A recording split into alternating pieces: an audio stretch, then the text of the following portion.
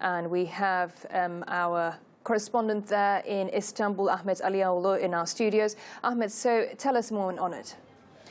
Aisha, it's very interesting that this kind of development comes after talks about this joint patrol inside Minbij. That is the place where you have the YPG elements. That's the offshoot of the PKK that Turkey considers a terrorist organization. Not only Turkey, of course, the United States and the European Union.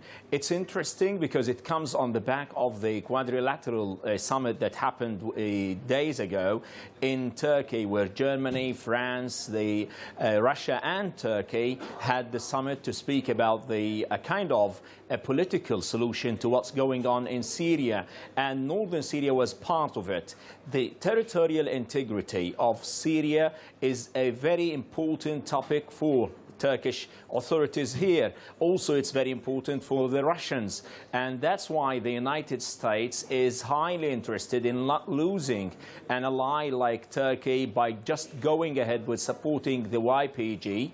And the pretext was to fight Daesh, and so far what we understand that Daesh is defeated in Syria, though there are some sleeping cells in the northern parts, especially with the borders of Iraq, but still the mission is done, is accomplished. And the United States does need Turkey as an ally in the region, and that's why you understand this kind of, like convergent standpoints when it comes to the YPG. Yes, that's exactly my next question, because how did this cooperation come together, especially when they don't see eye to eye on the YPG issue? Well, the United States does consider the YPG as an ally to fight Daesh. But as I've told you, Daesh is defeated to a high extent.